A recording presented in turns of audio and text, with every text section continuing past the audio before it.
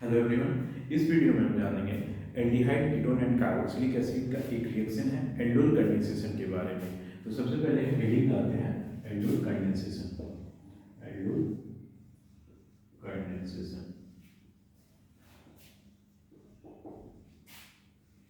Aldol condensation के लिए क्या चाहिए ना, एल्डिहाइड और कीटोन चाहिए जिनमें कम से कम एटलीस्ट वन अल्फा हाइड्रोजन होना चाहिए।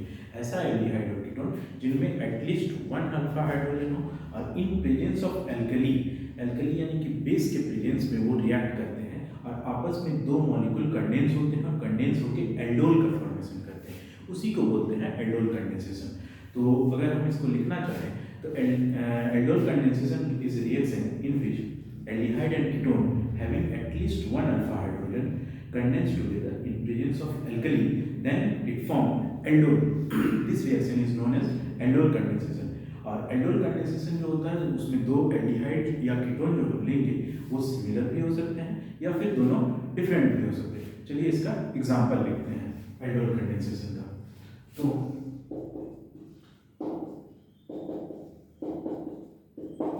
जैसे हमने टू मॉलिक्यूल ऑफ एल्डिहाइड, यहाँ पे जो एल्डिहाइड लिए हैं हमने दोनों सिमिलर लिए हैं और एल्कली मतलब यहाँ पे हम बेस ले सकते हैं NaOH BaOH या फिर सिंपल OH माइनस। अब ये दो मॉलिक्यूल आपस में कंडेंस होके एल्डोल बनाते हैं। तो इसका प्रोडक्ट क्या बनेगा, CH3CH OH और CH2CHO। इसको बोलते हैं एल्डोल। एल्डोल क्यों बोलते हैं ना, इसमें एल्डिहाइड ग्रुप भी प्रेजेंट है as well as OH group जो कि अल्कोहलिक ग्रुप होता है वो भी प्रेजेंट है। तो इन दोनों ग्रुप की वजह से होने की वजह से ये एल्डोल कहलाता है। अब इसमें सिंपल सा हीट कर देते हैं अगर, तो ये जो अल्फा और बीटा पोजीशन पे यहाँ से हाइड्रोजन CH3CH और इनके बीच में अल्फा बीटा पोजीशन पे अनसैचुरेटेड एल्डिहाइड बन जाएगा। इसको बोलते हैं अल्फा बीटा अनसैचुरेटेड एल्डिहाइड। अब चलिए इसका हम मैकेनिज्म के बारे में बात करते हैं। तो मैकेनिज्म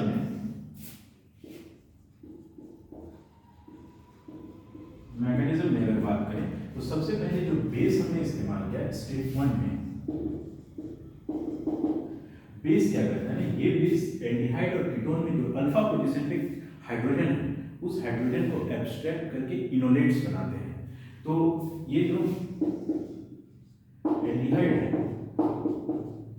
इसको जैसे ही हम बेस के साथ डालेंगे OH माइनस के साथ, कोई भी बेस हो सकता है NaOH BaOH और तो इनके जो अल्फा पोजीशन पे हाइड्रोजन है, ये पोजीशन पे हाइड्रोजन है, तो इस हाइड्रोजन को ये एब्स्ट्रैक्ट कर लेगा बेस, और एब्स्ट्रैक्ट करने के बाद यहाँ पे बना देता है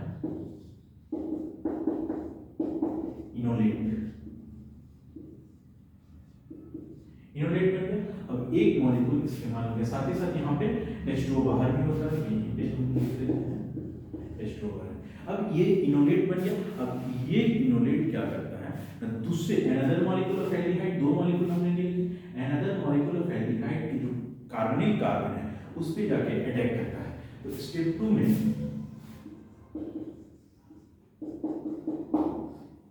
में क्या होगा, ये जो इनोलेट बना है अटैक टू द कार्बनिक कार्बन, अब इस ये एल्डिहाइड है और ये हमारा इनोलेट है। तो ये इसमें अगर हम बात करें तो कार्बन जो है पार्शियली पॉजिटिव है क्योंकि इलेक्ट्रोनेगेटिविटी कम होता है एज कंपेयर टू ऑक्सीजन, तो ऑक्सीजन जो है पार्शियली नेगेटिव है। अब ये नेगेटिव चार्ज जो इनोलेट्स का कार्बन पे नेगेटिव चार्ज है इस कार्बन पे जाके अटैक करता है।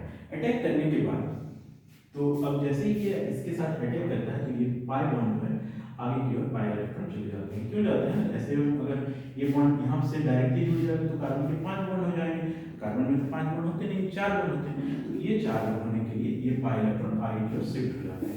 और जैसे ही शिफ्ट होते हैं CH3 COH, यहाँ पे CH3C और ऑक्सीजन पे नेगेटिव चार्ज आ गया क्योंकि ये पाई इलेक्ट्रॉन यहाँ पे आगे शिफ्ट हो गया। अब इस कार्बन के साथ एक हाइड्रोजन भी प्रेजेंट है, ये हाइड्रोजन हो गया। अब ये कार्बन और ये कार्बन आपस में बॉन्ड बना लेते हैं, तो CH2 CH2। अब क्या होता है, यहाँ पे जो हमने H2O इस्तेमाल किया था H2 हमारा बाहर रिलीज हुआ था, वो H2 में जो H+ मौजूद है, उस H+ को ये जो OH माइनस से एब्स्ट्रैक्ट कर लेता है, और एब्स्ट्रैक्ट करने के बाद CH OH CH2 CH2 ये जो बना एल्डोल हमारा प्रोडक्ट बनता है। अब ये जो एल्डोल बना है, इसके भी ये वाला कार्बन जो है, इस पे ये वाला कार्बन जो है एसिडिक हाइड्रोजन की तरह काम करता है, क्योंकि ये जो एक इलेक्ट्रॉन विथड्रॉइंग ग्रुप होते हैं, तो ये OH ग्रुप का लोन पेयर इलेक्ट्रॉन इस हाइड्रोजन को एब्स्ट्रैक्ट कर लेता है। और हाइड्रोजन को जैसे ही एब्स्ट्रैक्ट करेगा, अगर हम हीट कर देंगे सिंपली, जैसे ही एब्स्ट्रैक्ट करेगा तो हीट करने के बाद क्या होता है, CH3 CH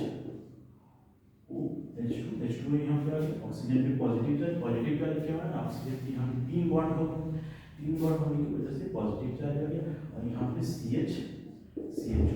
अब यहाँ पे इस कार्बन पे नेगेटिव चार्ज, क्योंकि ये जो एब्स्ट्रैक्ट किया लोन पेयर H+ को एब्स्ट्रैक्ट किया, तो H+ में यहाँ पे जैसे 2 इलेक्ट्रॉन इन्वॉल्व है, ये 2 इलेक्ट्रॉन में H+ जो है अपना इलेक्ट्रॉन यहीं पे छोड़ दिया, तो इस वजह से कार्बन पे एक एक्स्ट्रा इलेक्ट्रॉन आ गया। अब एक्स्ट्रा इलेक्ट्रॉन आने की वजह से उस कार्बन पे नेगेटिव चार्ज, अब ये नेगेटिव चार्ज जो है ये एक अच्छा लिविंग ग्रुप होता है, H2 is a good leaving group. और यहाँ पे OH क्यों नहीं निकला, OH is a bad leaving group. OH जो होते हैं स्ट्रॉन्ग बेस होते हैं, और जो स्ट्रॉन्ग बेस होते हैं वो हमेशा बैड लिविंग ग्रुप होता है। अब ये पाई इलेक्ट्रॉन आगे की ओर शिफ्ट करें, तो फिर ये H2 यहाँ से फिर से बाहर, और बाहर होने के बाद CH3 CH CH CH2 ये बन गया हमारा अल्फा बीटा अनसैचुरेटेड एल्डिहाइड। ये था simple aldol condensation. Simple aldol condensation क्यों, इनमें जो हम एल्डिहाइड इस्तेमाल किए हैं वो दोनों के दोनों सिमिलर एल्डिहाइड है, और सिमिलर एल्डिहाइड से जो हम एल्डोल कंडेंसेशन करवाते हैं उसको बोलते हैं सिंपल एल्डोल कंडेंसेशन। और ये प्रोडक्ट का क्या नाम होगा, alpha beta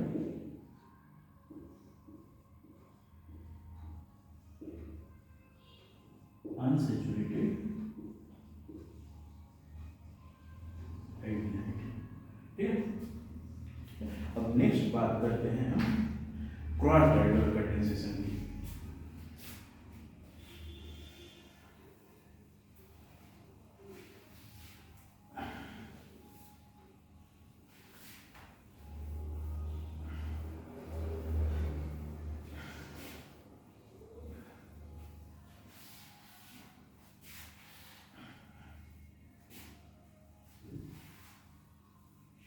cross aldol condensation में हम सेम चीज इस्तेमाल करेंगे, लेकिन एल्डिहाइड या कीटोन जो इस्तेमाल करेंगे वो दोनों के दोनों डिफरेंट होने चाहिए, तो उसी को बोलते हैं क्रॉस एल्डोल कंडेंसेशन। अब क्रॉस एल्डोल कंडेंसेशन में मतलब जब हम इस्तेमाल करेंगे तो एक एल्डिहाइड पे अगर अल्फा हाइड्रोजन नहीं भी हो तो चलेगा, मतलब एक एल्डिहाइड ऐसा जरूर होना चाहिए जिनमें अल्फा हाइड्रोजन हो। अब देखो जैसे क्रॉस एल्डोल का हमने एक एग्जांपल सिंपल सा लिखते हैं, CH3 CH2 plus CH3 CH2 CH2। अब यहाँ पे दोनों जो एल्डिहाइड हमने इस्तेमाल किए दोनों के दोनों डिफरेंट हैं। ये अब डिफरेंट एल्डिहाइड में क्या होगा, इनमें भी हमें एल्काइल के प्रेजेंस में कराना पड़ेगा, स्ट्रॉन्ग बेस के प्रेजेंस में, या बेस नॉर्मली रहेगा। अब इनके साथ जैसे ही हम इनको कंडेंस कराएंगे, दो मॉलिक्यूल ऑफ एल्डिहाइड दोनों डिफरेंट हैं, जब इस तरह का कंडेंसेशन होगा तो इनमें प्रोडक्ट बनेंगे। प्रोडक्ट में कैसा बनेगा, ये जो एल्डिहाइड है ये अपने आप से भी रिएक्ट करेगा, तो एक सिंपल एल्डोल का ये खुद से ही सिंपल एल्डोल हो जाएगा। अब ये जो है अपने आप से फिर से रिएक्ट करेगा, और ये भी अपने से एक सिंपल एल्डोल, तो दो प्रोडक्ट तो सिंपल एल्डोल का बनेगा, मतलब CH3CHO और एक मॉलिक्यूल अनदर मॉलिक्यूल CH3CHO आपस में रिएक्ट करेंगे और सिंपल एल्डोल बनाएंगे, ये भी आपस में सिंपल एल्डोल बनाएंगे। फिर यहाँ से दूसरा में क्या बनेगा, नहीं यहाँ से अल्फा हाइड्रोजन जो है बेस के साथ हम रिएक्ट करवा रहे हैं, तो जो फर्स्ट कार्बन है अल्फा पोजीशन पे जो कार्बन है उनमें जो हाइड्रोजन मौजूद है वहां से हाइड्रोजन एब्स्ट्रैक्ट होगा, और वो हाइड्रोजन इनोलेट बनाएगा, और ये इनोलेट इस कार्बन पे अटैक करेगा। और नेक्स्ट तो एक उधर से क्रॉस एल्डोल का प्रोडक्ट बना, अब यहाँ से यहाँ पे भी अल्फा हाइड्रोजन है, ये हाइड्रोजन जो एब्स्ट्रैक्ट हुआ तो इनोलेट बनेगा, कार्बन पे नेगेटिव चार्ज, ये कार्बन पे नेगेटिव चार्ज है इस कार्बन पे जाके अटैक करेगा और फिर से एक अनदर एल्डोल का फॉर्मेशन होगा। तो इसमें टोटल 4 प्रोडक्ट बनते हैं। तो पहली बात करते हैं CH3 CHO जो है वो अपने अपने से ही सिंपल एल्डोल कंडेंसेशन करवा लेंगे। तो एक प्रोडक्ट ये हो गया जो कि सिंपल एल्डोल से बना। अब ये भी अपने आप से रिएक्ट करेंगे तो इसका भी एक प्रोडक्ट बनेगा सिंपल एल्डोल का CH3 CH2 CHOH। अब यहाँ पे CH3 CH2 CHOH हो गया, ऑक्सीजन पे नेगेटिव है, ये वाला हाइड्रोजन जो है ये हाइड्रोजन एब्स्ट्रैक्ट हुआ है और इसका मतलब यही कार्बन जाके दूसरे मॉलिक्यूल ऑफ एल्डोल जो एल्डिहाइड है उस पे जाके अटैक करेगा। तो नेक्स्ट जो होगा हमारा यहाँ से अटैच होगा, ये जो होगा CH CHO और देन इसी पे एक और जुड़ा हुआ है CH3। तो ये हो गया दोनों का सिंपल एल्डोल। अब हम बात करते हैं क्रॉस्ड एल्डोल का। तो क्रॉस्ड एल्डोल में इसका मान लेते हैं पहले यहाँ से अल्फा हाइड्रोजन एब्स्ट्रैक्ट हुआ, अल्फा हाइड्रोजन जब एब्स्ट्रैक्ट हुआ जैसे थोड़ा सा एक्सपेंड करके दिखाते हैं, यहाँ से अल्फा हाइड्रोजन एब्स्ट्रैक्ट हुआ। अब अल्फा हाइड्रोजन जैसे ही एब्स्ट्रैक्ट हुआ तो OH के साथ जैसे ही हम यहाँ से अल्फा हाइड्रोजन को एब्स्ट्रैक्ट करेंगे तो यहाँ पे इनोलेट बन जाएंगे CH2 CHO। अब ये जो इनोलेट है इस कार्बोनिल कार्बन पे जाके अटैक करेगा। अब इस कार्बोनिल कार्बन पे जैसे ही अटैक करेगा तो ऑक्सीजन पे फिर से नेगेटिव चार्ज आ जाएगा और प्रोडक्ट हमारा क्या बनेगा CH3 CH2 CHOH CH3 CH2 CHOH। OH क्यों? ऑक्सीजन पे जो नेगेटिव चार्ज आएगा यहाँ से जो H2O बाहर हुआ वो जो ऑक्सीजन नेगेटिव वो एक हाइड्रोजन को एब्स्ट्रैक्ट करके OH बना देगा। अब यहाँ पे ये जो इनोलेट्स यहाँ पे बना था ये जाके इस कार्बन से जुड़ा हुआ है, इस कार्बन से फिर से इसको जोड़ देते हैं CH2 CH2। तो टोटल हमारा अभी 3 प्रोडक्ट बना है 1 2 और 3। ये हो गया। नेक्स्ट क्या होगा, नेक्स्ट इनोलेट यहाँ पे बनेगा, अल्फा हाइड्रोजन जो है यहाँ से एब्स्ट्रैक्ट हुआ जैसे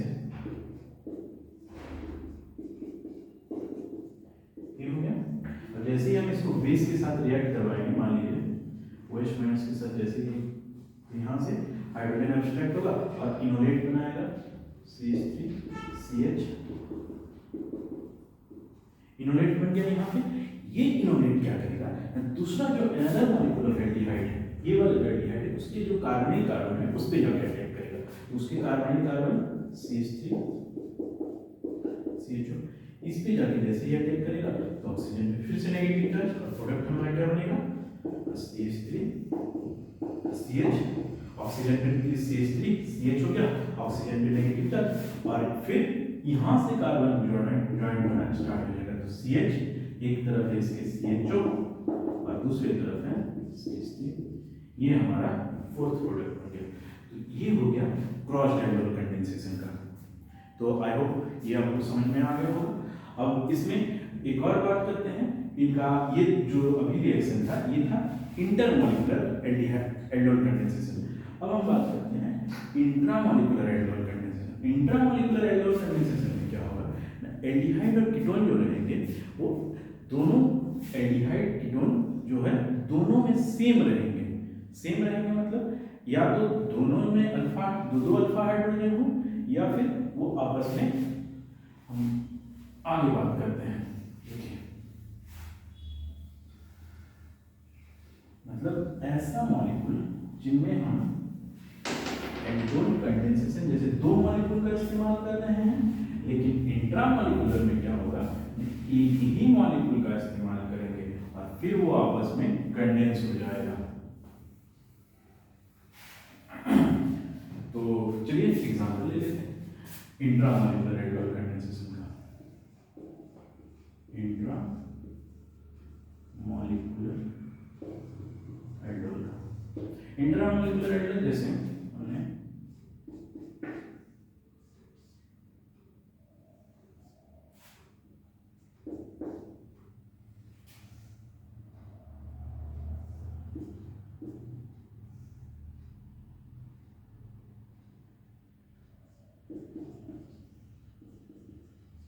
ये एग्जाम्पल ले लिया।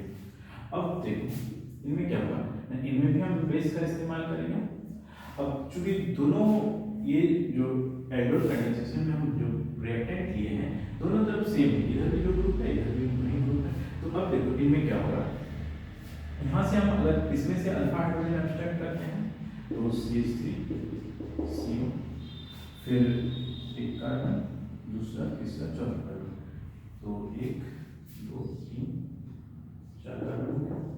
और यहाँ से हाइड्रोजन एब्स्ट्रैक्ट हो गया, ये वाला जो हाइड्रोजन था एक, ये हाइड्रोजन इसके द्वारा एब्स्ट्रैक्ट हो गया और यहाँ पे बन गया इनोलेट्स। अब ये इनोलेट जो बना, एक ये पॉसिबल है, ये इनोलेट जो होगा इस कार्बोनिल कार्बन पे जाके अटैक कर देगा।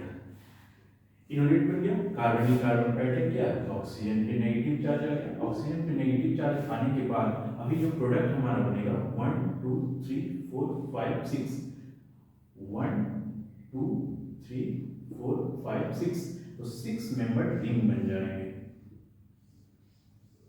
6 मेंबर रिंग हो गया।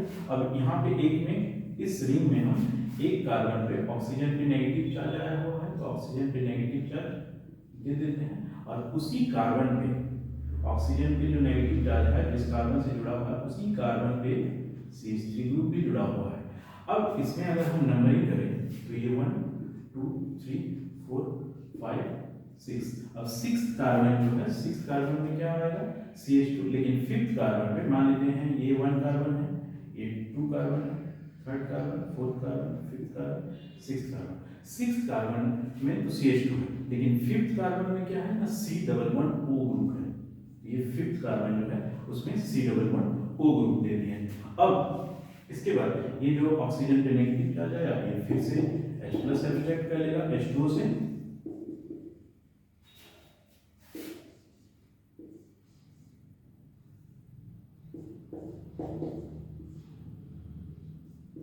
H2O से जैसे ही H+ सब्सट्रैक्ट करेगा तो इस तरह का एल्डोल बना देगा, और एल्डोल बना दिया फिर से अगर हम इसको चाहें तो अल्फा बीटा अनसैचुरेटेड सिंपल सा हीट करने से ही बन जाता है अल्फा बीटा अनसैचुरेटेड। तो ये हमारा फंक्शनल ग्रुप है कीटोन ग्रुप, तो ये वाला कार्बन अल्फा कार्बन है, ये वाला बीटा कार्बन है। अब अल्फा बीटा पे अनसैचुरेटेड आ जाएगा, इसलिए पहले से था यहाँ इस कार्बन कार्बन पे डबल बॉन्ड, तो ये एक बनेगा। दूसरा देखिए एक चीज और, हमारा जैसे हम ये हमारा फंक्शनल ग्रुप था एल्डिहाइड या कीटोन है, कीटोन है। अब यहाँ पे अल्फा हाइड्रोजन एब्स्ट्रैक्ट हो, ये भी हो सकता है कि यहाँ से इस कार्बन से अल्फा हाइड्रोजन एब्स्ट्रैक्ट हो। तो नेक्स्ट हम बात करते हैं कि यहाँ से अगर हम अल्फा हाइड्रोजन एब्स्ट्रैक्ट करेंगे तो क्या बनेगा। तो चलिए देखते हैं।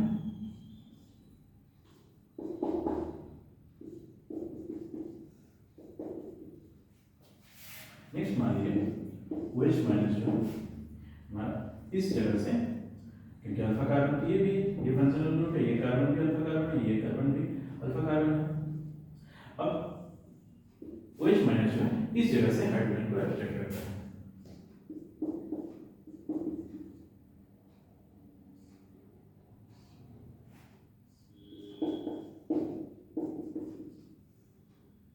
तो यहाँ पे हाइड्रोजन एब्स्ट्रैक्ट हो।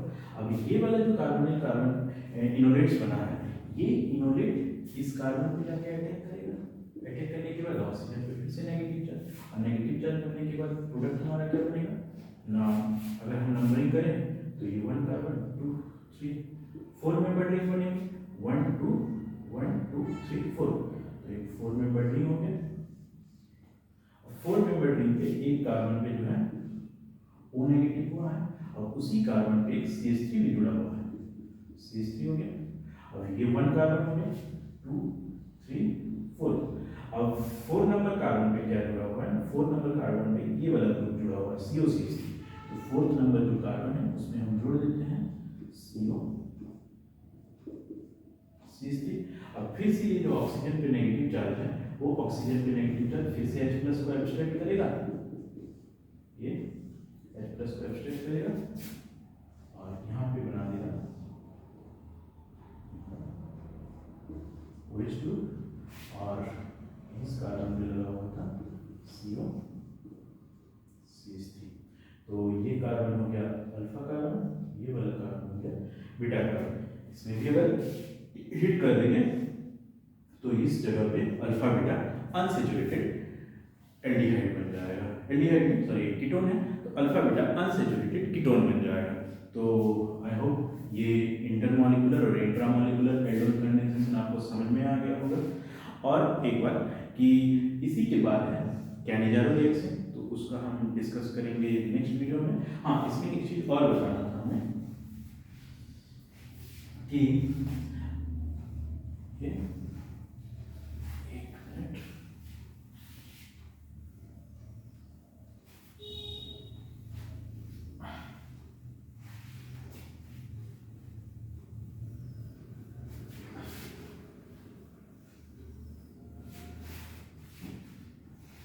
जैसे क्रॉस डेवलपमेंट में बताएं कि अगर हम ऐसा एल्डिहाइड लेते हैं या कीटोन लेते हैं जिनमें एक कार्बन पे अल्फा हाइड्रोजन तो है लेकिन दूसरे कार्बन पे अल्फा हाइड्रोजन नहीं है, तो ये भी क्रॉस एल्डिहाइड कंडेंसेशन है। क्यों? क्योंकि इसमें कम से कम दोनों एल्डिहाइड या कीटोन जो लिए हैं दोनों अलग अलग है, डिफरेंट है, और एक में अल्फा हाइड्रोजन है। तो इसमें भी अगर हम रिएक्शन की बात करें तो सबसे पहले OH माइनस जो है क्या करेगा ना, ये जो है अपने अपने में एक एल्डोल कंडेंसेशन बना देगा जो कि सिंपल एल्डोल का प्रोडक्ट होगा।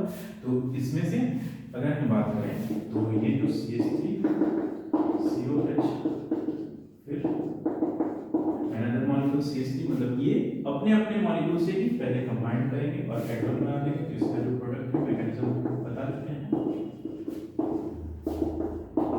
ये बनेगा।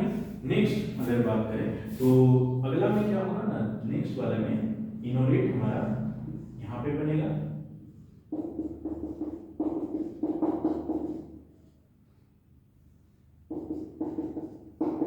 इनोलेट किस कार्बन पे बनेगा? इस कार्बन पे जैसे ही हम यहाँ से बेस डालेंगे तो यहाँ से हाइड्रोजन एब्स्ट्रैक्ट होगा और इस कार्बन पे नेगेटिव चार्ज आ जाएगा। तो अगर हम बताएं तो इस कार्बन पे इनोलेट कर दिया, इस कार्बन में तो इनोलेट का फॉर्मेशन पॉसिबल नहीं है क्योंकि ये अनसैचुरेटेड है। ये वाला जो रिंग है अल्फाबेट अनसैचुरेटेड होने के साथ साथ इस पे अल्फा हाइड्रोजन नहीं है, अल्फा हाइड्रोजन ही एब्स्ट्रैक्ट होता है बेस के द्वारा, क्योंकि वो यहाँ पे इलेक्ट्रॉन विथड्रॉइंग ग्रुप होता है और ये वाला वजह इसके होने की वजह से ये जो कार्बन में हाइड्रोजन मौजूद होता है वो एसिडिक इन नेचर होता है। तो अब इनोलेट बन गया, इनोलेट बनने के बाद यहाँ पे एब्स्ट्रैक्ट करेगा, एब्स्ट्रैक्ट नहीं, ये जो इनोलेट बना ये कार्बन पे अटैक करेगा।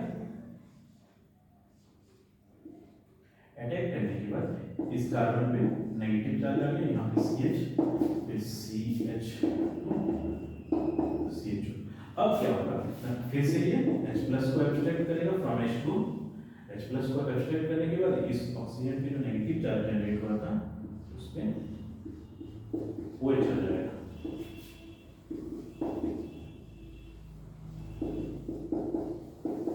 अब देखो इसमें एक चीज और है कि ये हमारा कंजुगेशन में है। अब जब यहाँ पे अगर हम बात करें तो यहाँ पे अगर डबल बॉन्ड आ जाता है तो ये डबल बॉन्ड सिंगल बॉन्ड फिर double bond single bond double single तो पूरा का पूरा मॉलिक्यूल में कंजुगेशन में आ जाता है। तो इस केस में हमें हीट नहीं करना पड़ेगा, सिंपली नॉर्मली भी रहेगा तो अनसैचुरेटेड कंपाउंड में विदाउट हीट ये चेंज हो जाएंगे।